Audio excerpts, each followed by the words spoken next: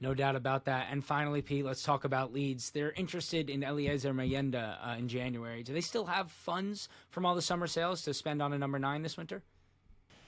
Yeah, I think there will be money available there at Leeds. Obviously, we knew they had to recoup a lot of money having missed out on promotion to the Premier League at the back end of last season. So we saw the likes of Somerville and Archie Gray both being sold for huge profits for Leeds United.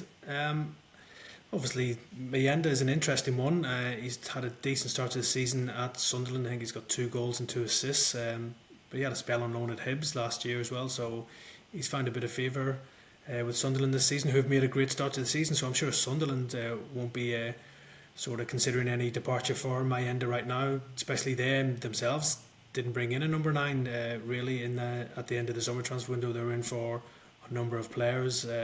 The likes of Fofana at Chelsea and others, but they didn't get a deal done. So I don't think they'll be looking to leave themselves light in attacking positions by listening to offers for Mayenda. And if you were Sunderland right now, you wouldn't really want to strengthen a promotion rival, which Leeds probably both clubs see themselves as promotion rivals. So why would you want to strengthen their hand by selling one of your better players? So I don't see this as a deal that's got any real legs in it. I think obviously Leeds, if the right player does come available in January, I'm sure they will look to back Daniel Farke in the in the window to see if he needs a player who can get them goals, because that could be the difference maker come the end of the season between winning promotion or spending another season in the Championship.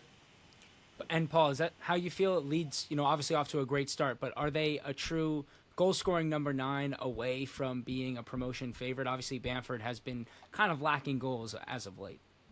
Listen, they didn't start great. When you look at the first game of the season, a 3-3 draw with Portsmouth. I was at the Middlesbrough game in the Carabao Cup, and I, like a lot of Leeds fans, left the stadium that night thinking, oh, we could be in trouble here. This might not be as much of a favourite to go up as people thought we were.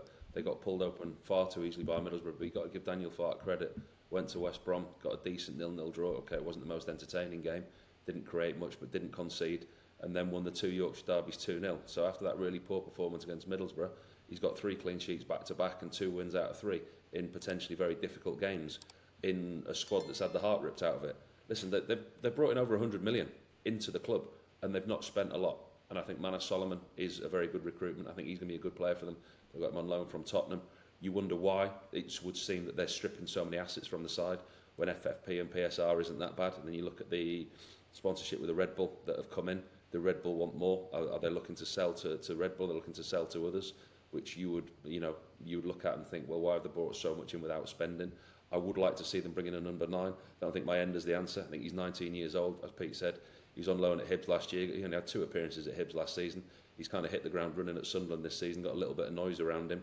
But if you want a proven goal scorer to get you out of that league, he's not the answer. Patrick Bamford, he's been sporadic in the last 2 seasons, not been fit enough, not scored the goals. Matteo Joseph, for me, has looked like the most lively out of the options that they've got.